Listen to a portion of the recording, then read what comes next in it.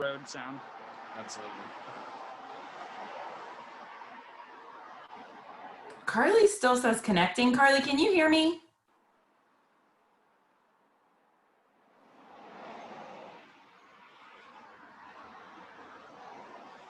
All right, I'm letting people in.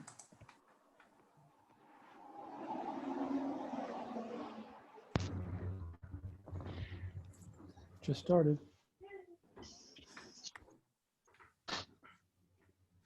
Hello, everybody. Yes, sir.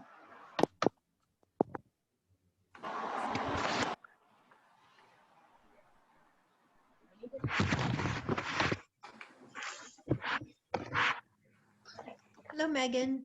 Hello, Gina. Hello, John. Hello there. I'm very How are you? excited about this. I'm great. Oh, yeah, we're waving. Good. Just saying Thanks for hello. We're joining going us. to give folks a few minutes to get logged in. Hello, Hello. Good to I'm see a mess. Do we know how many people we'll have on? We are expecting about 25, and right now I've got 17. So people are right on time. Hey guys.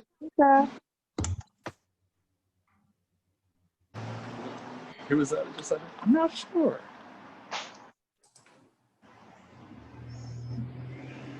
Try to pick up voices. I'm Lynn Linder, and I'm here. Hi, Lynn. Thanks for being with us. Yes, thank you. Okay. Sure. Hey, sorry, I don't think you guys heard me. This is Lisa. I'm super excited. Hey, Lisa. Hi. Hi, my name's Shanna Shepherd, and I'm a neighbor Awesome. at 1425 Inn at 1425 Richland. Great. Shanna, Yes. this is Gina Leslie. I think we have a mutual friend, Sharon. Oh, we have lots of mutual friends, probably. I just have heard your name a lot in a very positive way. Well, stop by and see the inn sometime. I will. I'm going to give folks just another minute and then we'll get started.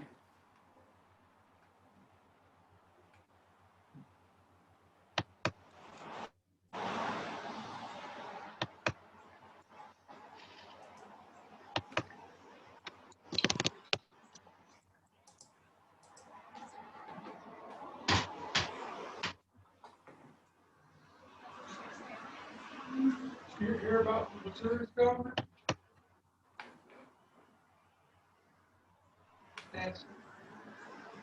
All right, well, I will keep watching the waiting room and see if anybody else joins us, but I am Megan Plott, and I am delighted to be with all of you this evening and welcome you to our inaugural virtual behind the scenes tour.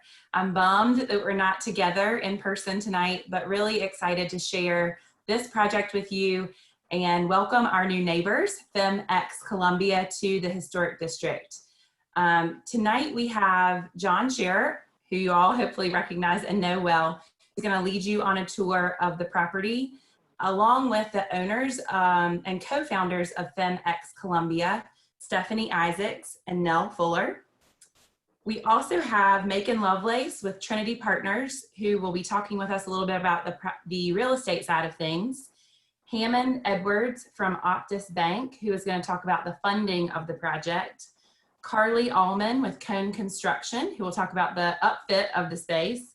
And John is just going to move through the site and talk with each of these folks in different rooms of the house. Before we get started, it was good to see everybody and have your microphones off for a minute, but I'm going to ask you each to put yourselves on mute. And if you have any questions, please put them in the chat box, and I will keep an eye on the chat box and moderate any questions to John and the group. Before we get started, I'll just open up for any questions really quickly before we turn everybody off. All right, with no further ado, I'll let John take it from here. All right, well, good evening, everybody. I'm really excited to have y'all here. We are at the Wade Campbell House, and this is a property that has a very rich history, and one that we'll share with you over the course of the next hour or so. We're standing on the front porch right now because it's starting to rain outside. But one of the things that most people say is, how's the building? Well, we have to guesstimate, and we have to look to a 1929 article in the state newspaper that talks about a fire that took place in a bathroom that's located to the rear of the building.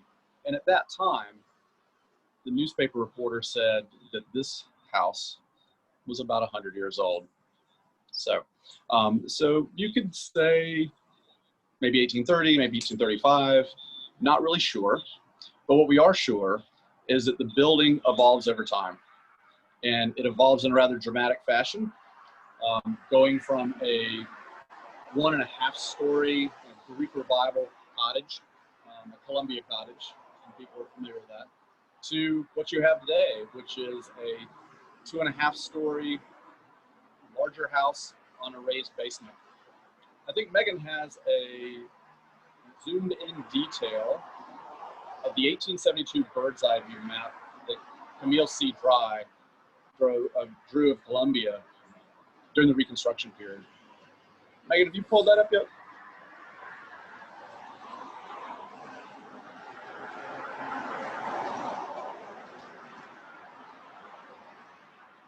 All right.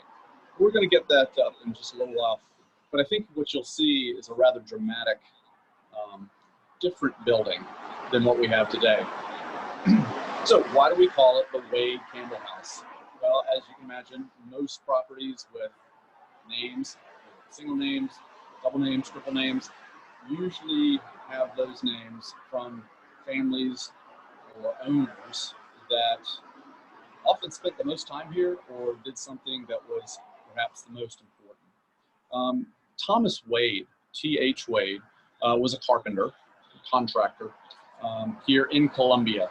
And we know that he was here living on the northeast corner of the intersection of Bull Street and Richland Street. There wasn't even an address when he was here. But the 1868, the 1868 city directory tells us a little something about him. And then going into further things such as historic newspapers, we get a little bit more about him. The Campbell family comes in 1875. And this is J.S. Campbell, James Campbell, James S. Campbell. He operates from this building at 88 East Richland. See, they've already got an address now. I say he operates from here because he's running a business as well as living here. And that wasn't necessarily an uncommon thing during Columbia's earlier years. In fact, it's starting to become a little bit more in vogue. Read you a little bit about John, I'm sorry to interrupt. You might want to get inside as soon as you can, just for the sound. Okay. Well, we're going to go ahead and move inside. Thank you, Megan. I appreciate that.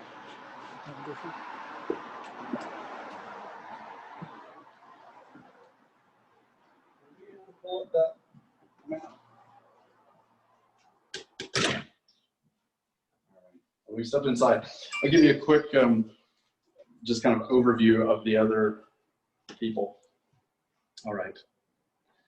J.S. Campbell, James S. Campbell, was a wholesale grocer following the Civil War.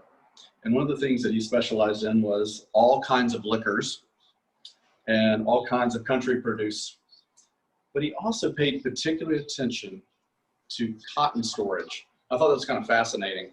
Apparently, prior to the Civil War, he actually was a kind of a cotton broker to some extent. Don't know how successful he was in that, but we do know that as a cotton broker, cotton buyer, he was active in the cash crop that was South Carolina's mainstay. Campbell's ownership and occupancy was maintained until 1902. March 24th edition of the state newspaper. Can you just get something off of you right quick? Ran his. Got a bug. Oh, we got a bug. Yeah, it's getting close to It's on your face. Thank you. This is totally unscripted. Oh boy. Well, if y'all were here, y'all want to, it's all good. So the March 24th edition of 1902, the state newspaper runs James Campbell's obituary. And we get to know a little bit more about this person. Not unlike a lot of folks at that time, he was a Civil War veteran. He was actually an officer who had fought in many battles. But who succeeds him is really important. And that is his wife, Lucy. Lucy ends up staying here. And there's our bug again. Excuse me. Sorry, guys. Fly, be free. There you go. All right. Campbell's widow continued to live in distress until or following his death. And by March of 1903, she was offering 3 rooms for rent, cold and hot water, gas, and use of phone. So it's kind of a big deal. I had a phone at that point. The June 6, 1920 edition of the state newspaper, I think, offers us that maybe sliver of evidence that suggests the house changed then, because it was a very expensive renovation. And at that time, most of us are left with the impression that the house was elevated, expanded, and then updated with things such as the staircase that you see here. We'll talk a little bit more about the detail as we go on. I'm not going to belabor the point too much, but suffice it to say that Campbell continued until her death in 1932 at the age of 86. And there was a number of different owners, one of which was the Wright family. And the Wright family, particularly Mrs. May Wright, did much like Campbell. She rented out rooms, but she also ran the Colonial Tourist Home here from 1953 to at least 1956.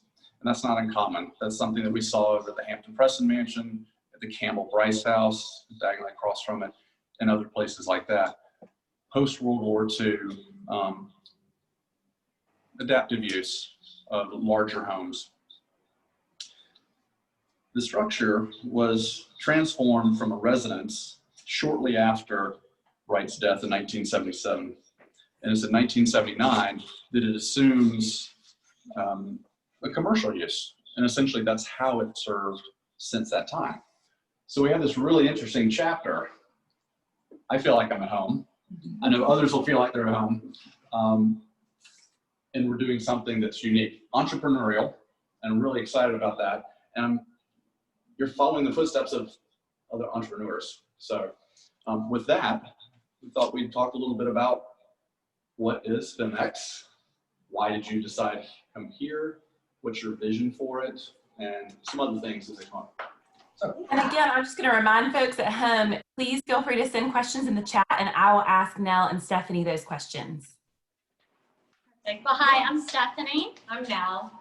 And we really saw FemX. FemX is a social club and co-work space designed by women. So our vision for FemX was to create a female-forward physical space where women could network, work, socialize, revive, learn from one another, support one another, and be able to grow that network from the perspective of access to financial capital and social capital and political capital that women historically have been lacking access to. And so we created this space to bring in women of all different types, entrepreneurs, leaders of the home, politicians, to be able to create a diverse network that can really change the way that women interact and learn and build from one another.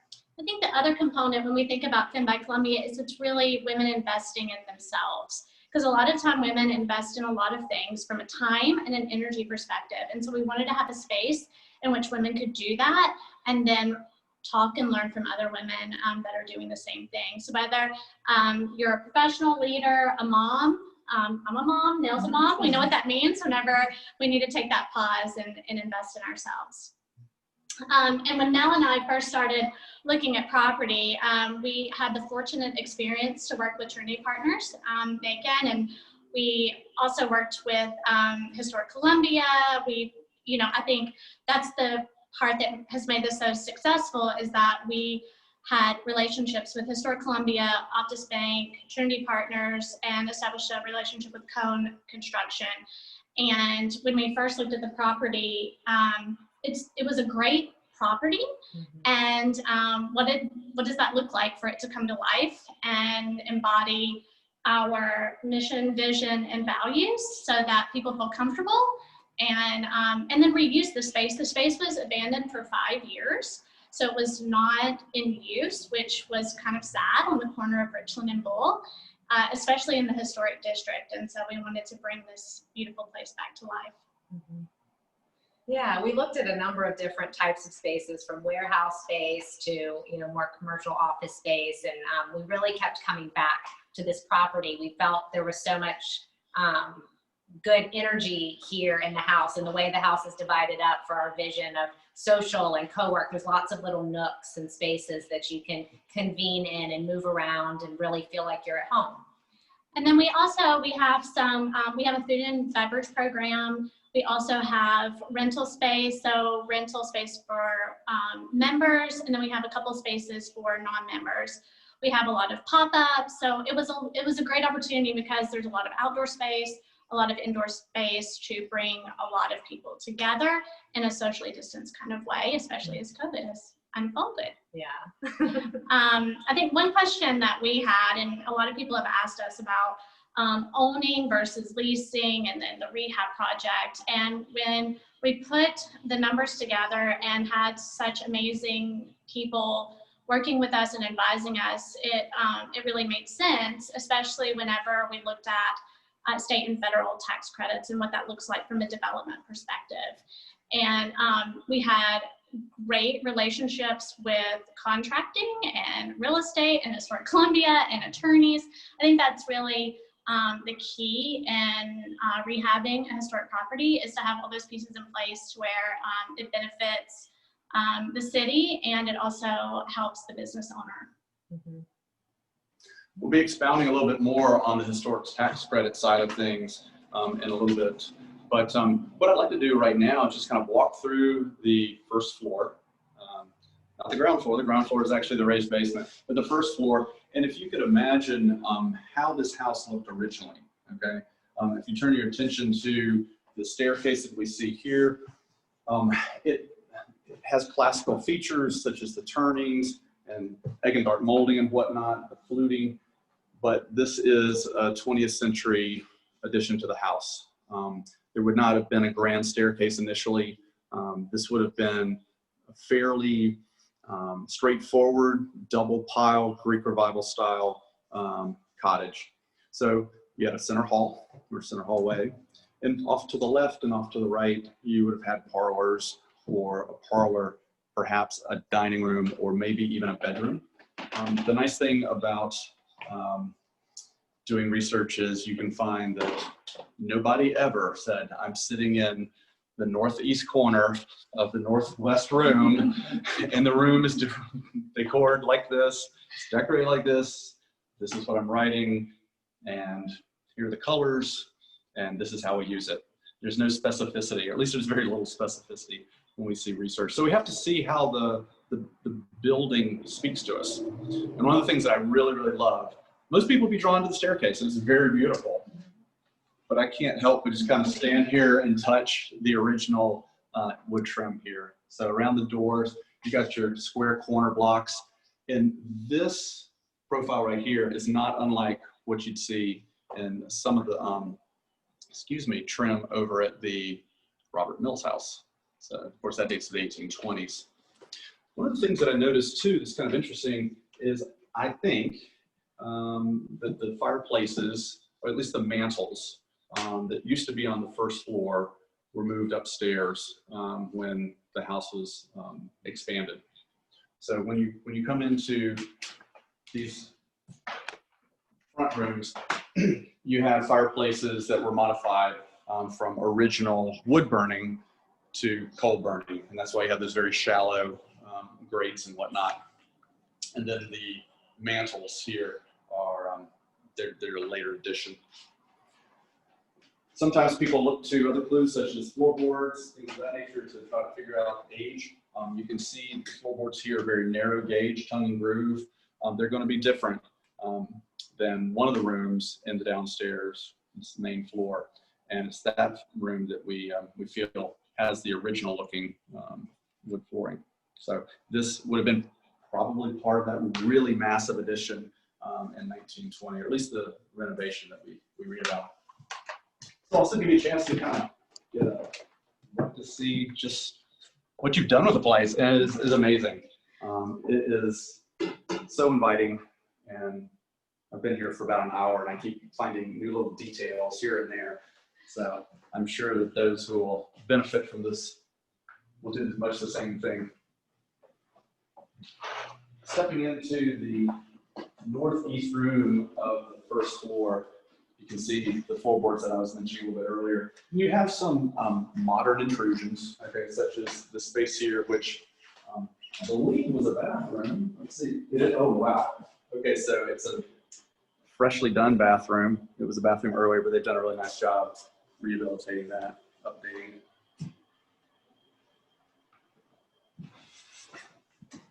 Going through this space, you can see you have entered into kind of the rear portion of the house, okay?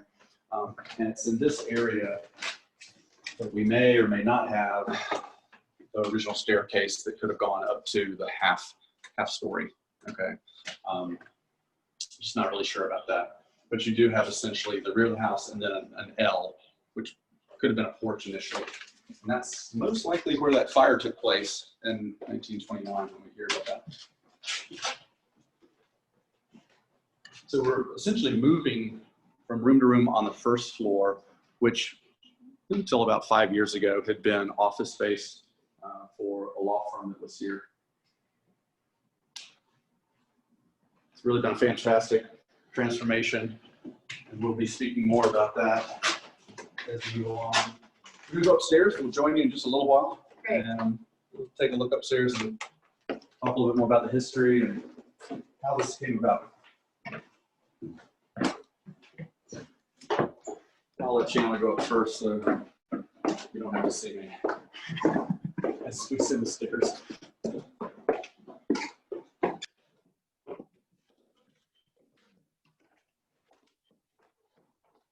We made it up to the second story, and one of the things that you can certainly notice if you're driving down Bull Street, walking down Richmond Street, is that the windows in the house are of two different sash layouts, okay? So you have 6/6 windows here.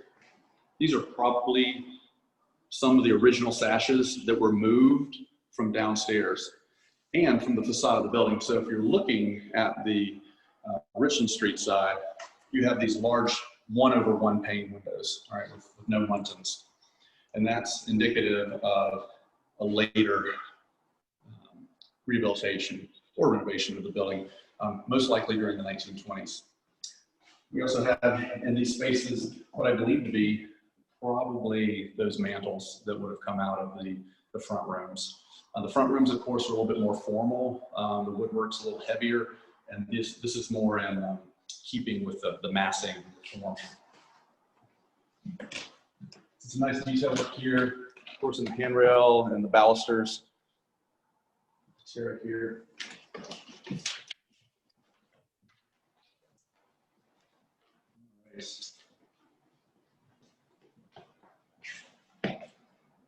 So what do you think? Hello, everyone. It's great. They've done an amazing job. What do you think is perhaps the greatest transformation? So I think what's very unique about this property, what was unique about Nell and Stephanie and their goal is they weren't going to fit in a multi-tenant office building. They were going to fit in a multi-tenant retail building. They needed to be in a building with character. But a lot of times, some of these buildings, these older buildings, you have what we call a loss of efficiency. Mm-hmm. So you can't put 20 attorneys in a space like this that could fit it in a similar square footage at Bank of America Plaza. But what I thought was unique about this, and their plan was, as you walk through the building, you look at the downstairs, which was Mr. Adams' storage for files. That's great, beautiful space. I'm giving you a preview of what you'll see down there, but also to the third floor. A great use of space, open, how they can do the co-working, how they can have the conference, the social components of it all. So what is challenging a lot of times with older buildings like this are the load bearing, the cost, the structural cost of doing that. And what I think was fascinating with what they did was the ability to keep as much of the original structural content in place and focus more on the finishes.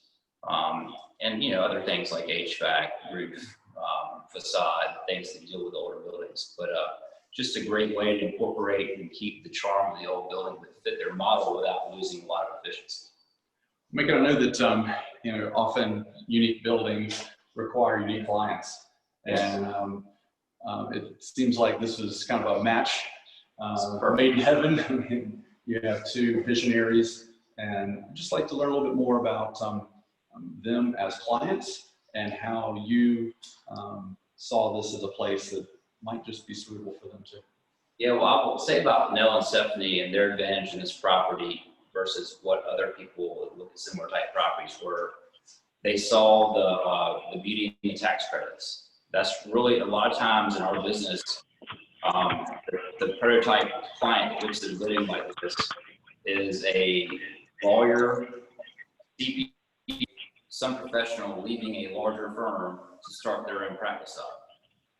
They, let alone, can't handle 2 months of renovation versus daily bills, you know, meeting with historic tax credits, getting bids.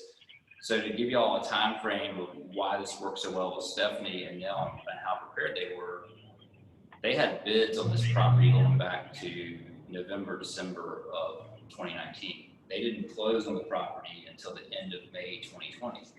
They already had their tax credit advisors engaged, leading up to closing, having them handling closing. They're already filing the tax credits, the affidavit, Bailey organized. And you see now, 5 months after closing, you know, you're still 2 weeks out from opening. So that's the biggest challenge. It's a combination of time and the people wanting to come here, fitting in that professional setting and not having that time or luxury to do it all. But also just the effort. A lot of people give up. They say this is too much work. They don't see the passion. And they had the passion, they had the drive, the will to make it work. And it's a give or take. It delays in opening your business, but I think it sets you up to be financially, you know, successful in the long run. Thank you. We're going to explore, as I said, a little bit more the journey through tax credits and how that type of pursuit often allows historic properties like this to be rehabilitated. It obviously takes a lot of effort, and some properties require more effort, and that's where the financial incentives are such a great tool, essentially in the toolbox for working with historic properties. Before we leave, this is a great example if you want to turn to the corner. So we're facing the southeast corner. And you can see here, as I was mentioning, this is the front of the house. So you have your 1/1 windows, and then these are the 6/6s, all right? So if you can imagine, when the house was enlarged, heightened by 1 story, it's these windows that most likely were pulled from the front of the house and from the Bull Street side. You can see some of those 1/1 windows there, at least on the first floor. I'm going to give you a quick walkthrough on the second story. Another example of what we believe to be some of the mantles that were pulled from downstairs. And you can see the workspaces they've been able to establish literally in every nook and cranny. They really took I mean, you couldn't imagine the efficiency they did when you come through here and see it, how they lay everything out, where that would have been something totally overlooked by a previous prospective purchaser, and it worked for them. It's a really nice juxtaposition between things like little light fixtures, any towel work, which is really beautiful, in the bathrooms. Other little details, when you're looking at how a house evolves, turn your attention to some of the hardware, perhaps on the doors. And this is a good example of late 19th, early 20th century escutcheon and oval door handle. These doors would not have been original. They would have dated to that really massive rehabilitation or renovation, rather, that took place in the 1920s, we believe. A couple of other details that are fun, for lack of a better adjective. This detail here, this trim work is wood, and it helps, it's functional as well as aesthetic, because it helps protect the corner of the plaster walls while offering some kind of visual terminus for the two planes. And these you would see through 1890s all the way up through the 19-teens. Reminded me of one that I saw on a house that was located on King and Blossom Street that dates to about 1915 or so.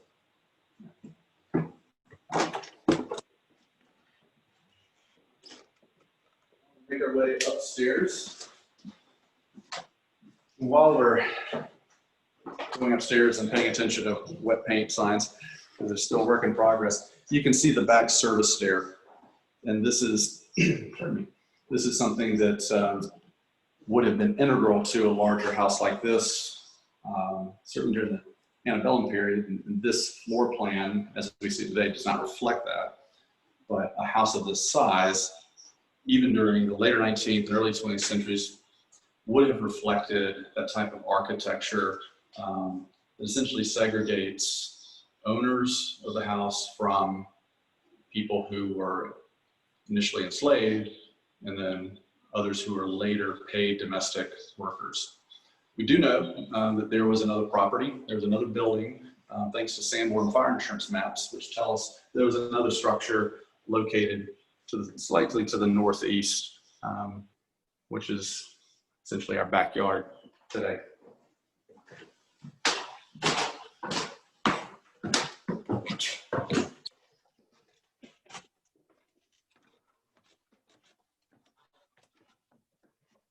Joining him, Edwards with Optus Bank.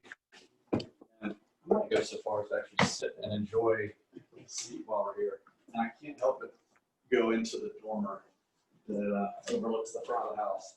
It's a nice little detail. Oh yeah, people are going to really enjoy this. Right. Kevin, I want to talk a little bit about, kind of from a financial perspective, how you as a banker helped this process along. We can dig in a little bit more about the historic tax credit. I'm more than happy to talk about that and just kind of suss it out, because a lot of people, I think, see a property, doesn't have to necessarily be big, but if it's old, they automatically think, oh, I can't do that. And yet it can be done. It usually takes a lot of talented folks to realize the vision. Right. But so tell us a little bit about what Sure. your role's been. And Yeah, I was listening as y'all were working your way upstairs. This really started about this time last year, and so one of the things that a lot of times in the banking world, especially in the larger banks, there's a lot of pressure for loan production and quick turn projects and things like that. And so when this idea came about, and I had the opportunity to meet Nell and Stephanie, and it was sort of a 2 or 3 pronged process, because not only were they talking about starting a new business, which by itself is a real challenge both for the owners as well as the banking side, and then secondly, buying a property, which is, has its certain set of requirements, and then certainly a historic property. So it was really a multi-layered process, which took a good bit of time. And as Macon said earlier, that takes some time to develop and understand. And then, of course, when the tax credit issue came up,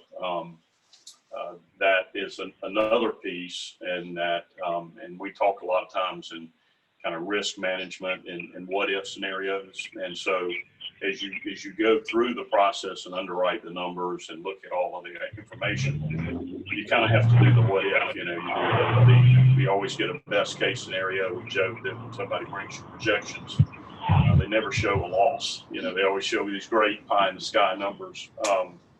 But also, you have to do the what if, and the tax credits are a good example of that. That if, what if they don't come through? You know, or what if at the end of the process we don't get the right certifications to fulfill the tax credit requirements? So you really have to underwrite it from 2 or 3 different angles. And I think for those of you who are, watching tonight, the historic tax credit is a multi-layer. It's kind of like an onion, right? And historic tax credits can take a number of different forms. One thing that was applied, I believe, here was the abandoned buildings tax credit, and then the Bailey bill. And the Bailey bill essentially freezes the building's taxable value at its pre-rehabilitation value. And that is a tax credit that carries over for 20 years, which is a huge incentive. But in order to get that, FEMEX had to partner not just with the financiers, not just with the architects and the builders, but they had to work with folks at Rogers Lewis. Right. Rogers Lewis is a historic preservation. They specialize in historic preservation, historic tax credits. Right. And in that situation, preservation consultants, Janie Campbell, among others, working in concert, both inside with the firm as well as outside with the State Historic Preservation Office, City of Columbia Planning, so forth and so on, had to follow guidelines. And they weren't just following guidelines, they were essentially telling everybody, right, this is what you can do, this is what you can't do. And the reason for that is because this is in a National Register district, you're going to be benefiting from the tax credits. You have to follow Department of Interior standards for the rehabilitation of historic properties. And that's a uniform thing. It doesn't matter if you're in South Carolina, right. Doesn't matter if you're in Iowa, Maine, California. What that does is essentially maintain those character defining features, architectural features of the site that you want to keep in perpetuity. And so, that is a balancing act because sometimes modern uses don't necessarily work perfectly or super well initially with the way things were built to operate originally. And so we often say that historic sites, any site really, grows over time to accommodate both the needs as well as the aesthetic interests of its various owners and occupants. So doing the groundwork, finding out how the building evolved and how those aspects need to be and should be preserved is quite an undertaking. But it makes money in the end, and it makes sense.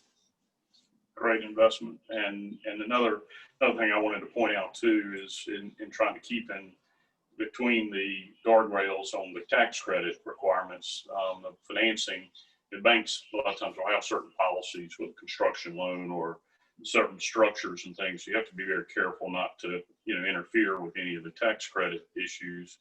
And we also involved in this project the City of Columbia through the city loan program and the group there. So that was once we got the initial purchase money together and then had some construction financing, and the city also was a participant in part of that. So we helped facilitate that piece as well. And so we felt like at the end that we had a great partnership. And again, with Lewis Rogers and that group, Robert Lewis was a great asset because he's kind of become a go-to guy, for a number of other projects that we've worked on. And then of course, Macon and Beth Frost with Cone was big help. So, you always hear these terms, deal teams and everything, but given that this took so long and we had a lot of ups and downs and lots of hurry up and wait kind of things going on. So it just takes a really good team. And fortunately, we all kind of knew each other together And so we were able to work with Nell and Stephanie throughout the whole process, and it continues. So that's the other part too. I think my father was a civil engineer here in Columbia, and I remember him always having such pride in various projects. And so it's one that you want to be a part of ongoing. So that's part of the pride in doing something like this. Yeah, absolutely. And I think, you're talking about how the deal team, there's a core competency that has been able to increase among folks here in Columbia, particularly over the past 15 to 20 years. So during my time at Historic Columbia, I've had the benefit of seeing a lot of projects that previously would probably have never been tackled. And if they had been, there would have been talent that would have been brought from outside of the city or outside the state even. Well, we've got it here, and it's really homegrown in many respects, which is great. And I think that speaks to, the competency of so many folks, whether it's, in finance and historic preservation, advocacy, certainly historic tax credit work, which is central, as we said, to this. And then the vision of entrepreneurs, such as those with FemX, and then the ability of the construction companies, of the talented contractors on knowing how to work with historic buildings and what works well and where you shouldn't perhaps go for things. Because they don't act like new buildings. You can put new stuff in some of them, but they don't necessarily act like a design build. Yeah, exactly. Well, and I really do give a lot of credit to Nell and Stephanie, because they really ride on that deal team. And so a lot of times you get owners or business owners, especially entrepreneurs, a lot of times there's a lot of ego, and I mean that, with all respect, but they were realistic enough to understand who, knew what to do and how to do it and rely on that advice. And that's when you really have fun seeing it unfold. Well, Hammond, thank you for your information that you've been able to provide us with. And I've gotten really comfortable here, but I need to walk around. We're going to see a little bit more of the building, and then I think we're going to open it up to questions, and Megan can field those, and I'm sure you'll hear some, and absolutely, we will answer those as they may come. I'm just glad I ended up on the third floor. I think I've got the coolest spot up here. This is a really pretty great place. I could spend a lot of time here. This is really nice, really nice. And the brickwork and all in here is really beautiful. Yeah, this is a really nice space up here with the wet bar. See that? And so this will be, I guess, the vision for this is the social aspect, or the large social John, gathering space. We've got Carly and Beth from Cone on the phone. So if you just want to open it up or have any conversation with them about the construction process. Absolutely. And I'm also just going to give you, because I'm not there to give you the look in person, and let you know we have 18 minutes. Okay, 18 minutes. I appreciate that. Well, Beth, Carly, welcome virtually. I'm glad y'all are able to join us, because I do think it really is important for folks to hear from those who are responsible for the physical upfit of the building. And other historic buildings that y'all I know have dabbled in, worked diligently to kind of resurrect important properties for the betterment of the entire downtown Columbia. So what kind of challenges perhaps or surprises did you have in working with the Wade Campbell House? It really was a great project. I hope y'all can hear me. Sorry, doing this virtually. Nell and Stephanie have been great to work with, and this project was actually pretty smooth. Most of what we did was cosmetic. Obviously, the exterior had not been attended to, as you stated. They got the abandoned building tax credit because it had been abandoned for several years. So that did present some challenges, just making sure we did the necessary repairs and everything to make sure everybody stays dry and the roof was in good condition. But overall, it's been pretty straightforward.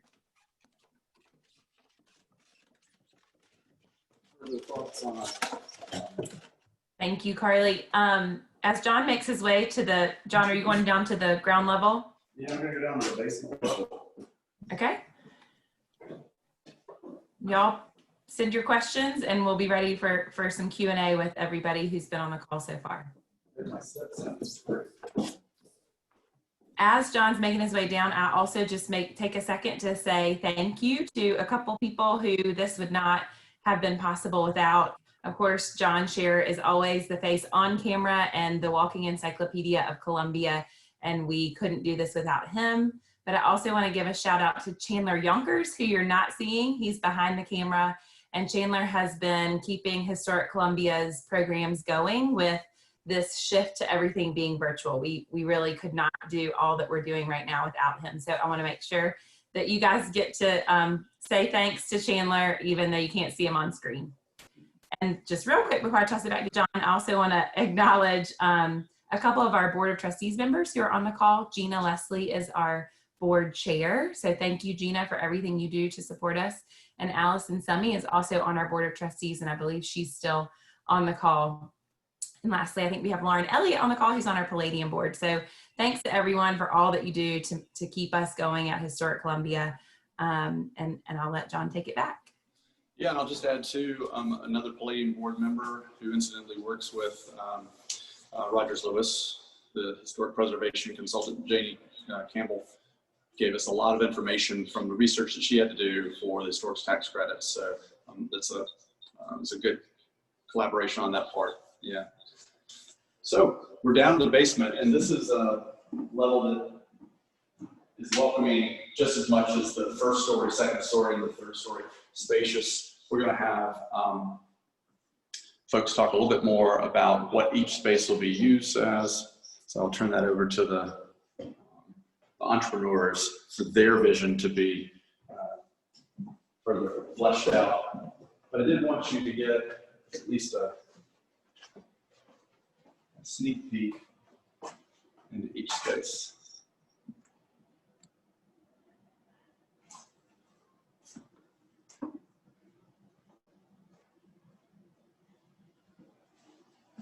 Why don't we go upstairs and we'll join Nell and Stephanie and pick up where we left off as far as everybody getting a chance to ask questions. Megan, I hope the questions are starting to roll in.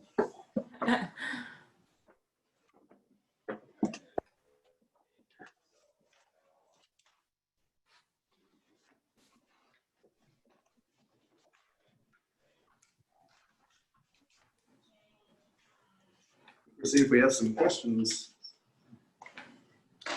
Hey guys.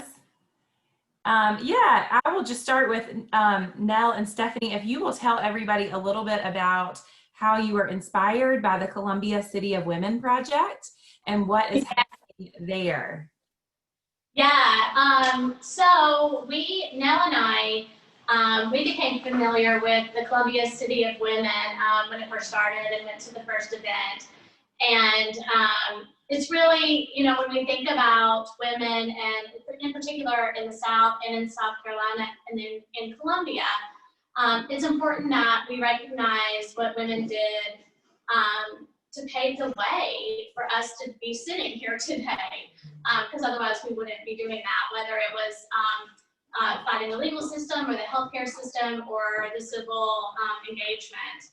And so whenever we started thinking about the property and thinking about the house and having it as a space where women are here and can be empowered and supporting each other, and people that support women and empower that movement, how do we recognize the women that have been honored through the city, Columbia City of Women? And we were honored to, you know, have that opportunity to work together.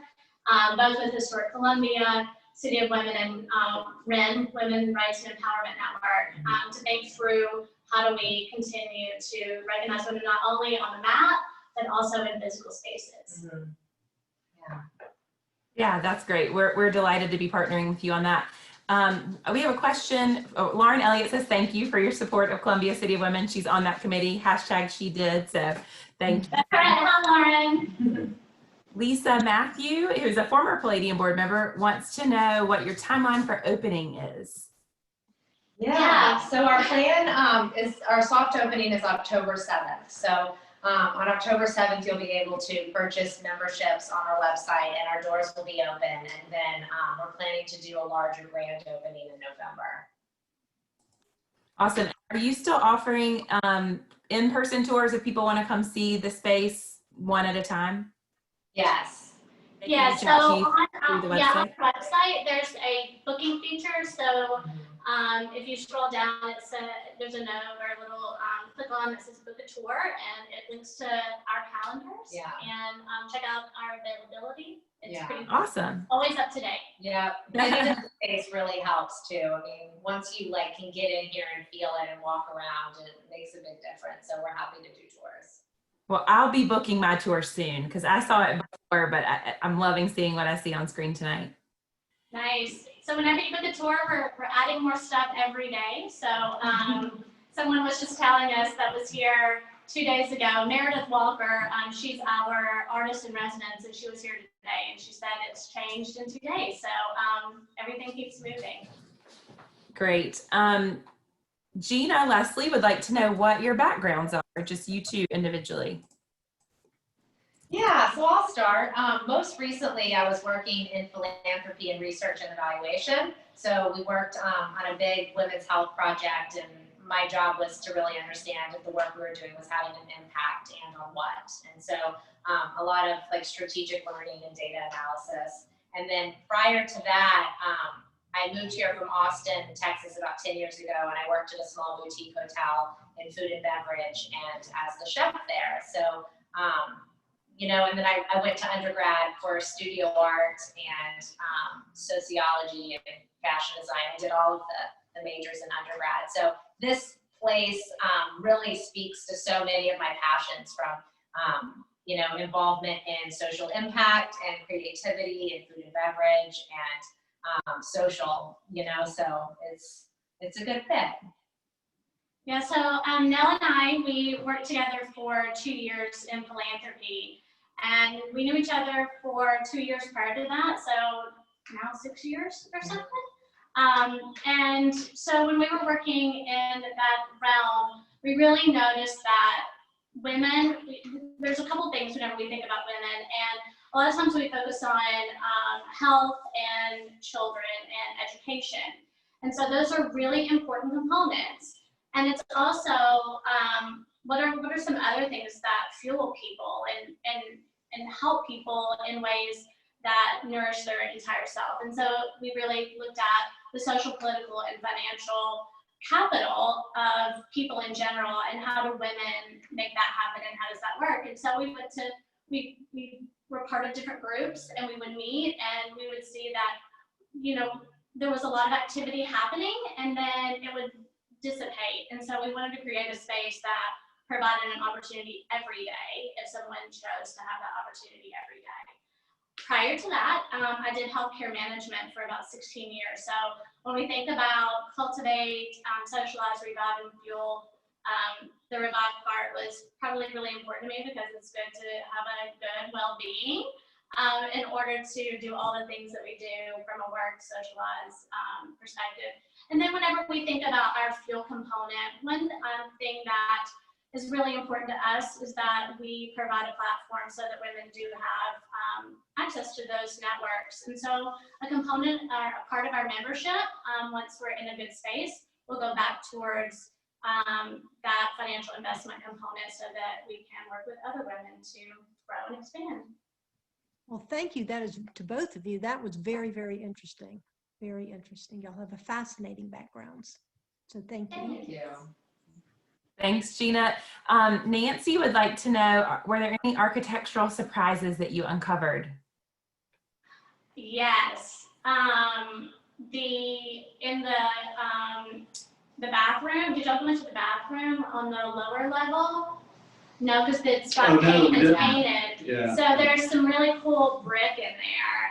And so we exposed the brick, and we really liked that piece. There was some beadboard, but we weren't able to really work with that, so we had to change that up a little bit. I think discovering the fireplaces on the ground level was exciting too, because when we toured the property, there was a lot of storage in the rooms on the ground level, and so you couldn't even see any of the architectural details. And once everything came out, I mean, the floors and the fireplaces in there were gorgeous. So that was really fun to uncover that. Yeah, to that end, on the second floor, there was carpet, and we were able to pull up the carpet. And Yes. make sure everything is back to its original. Yeah.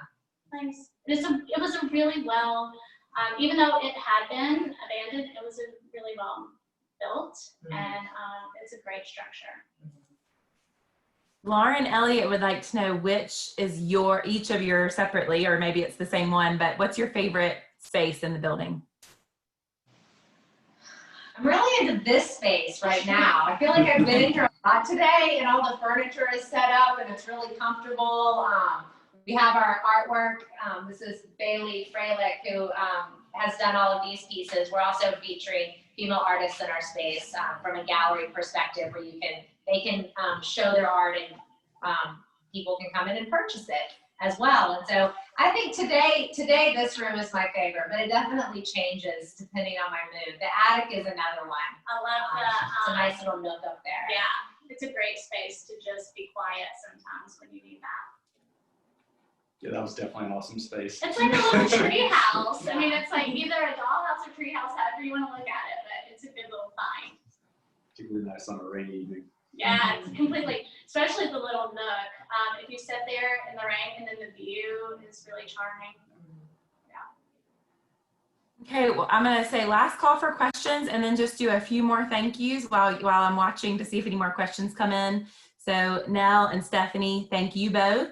We are really, truly delighted to welcome you to the Historic District, and could not think of a better neighbor.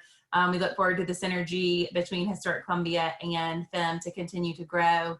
And thank you for inviting your project partners, Cone Construction. It was good to hear from you guys. We've partnered with Cone, like John said, on many things, and always look forward to the next big project.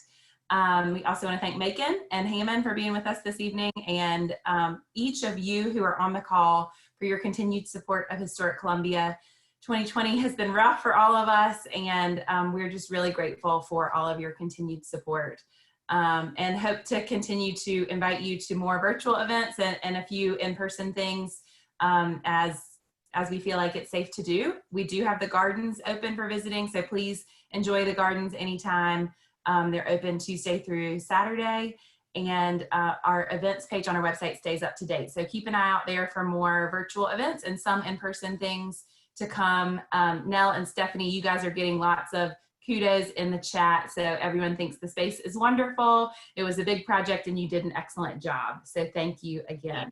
Thank you. Thank you. John, do you have any closing words before we sign off? Wow, I mean, I don't want to leave. Maybe they'll lock the door and I can just go back up in the attic and enjoy the space. This has really been a wonderful time. Enjoyed meeting everybody. Obviously seeing you all again, kind of been coming and going when all the work's been going on with Cone. The transformation is really remarkable. So you have something to be very proud of. And I'm looking forward to hearing all the comments that your patrons will definitely make, because this will be a great place for members. Thank you. Congratulations. Thank you. And thanks everybody for joining us. Again, as Megan said, 2020's been a little different, but we're committed to making sure that we can bring you the latest information on historic preservation and history-based education. So thanks for sticking with us, and we'll stick with y'all. Thanks everybody. Have a great night. Thank you, Megan. Megan, can you give me a call afterwards? Yes, I'll call you. Thanks, Gina. Bye, y'all. Have a great night. Bye. Good job, guys. Thank you.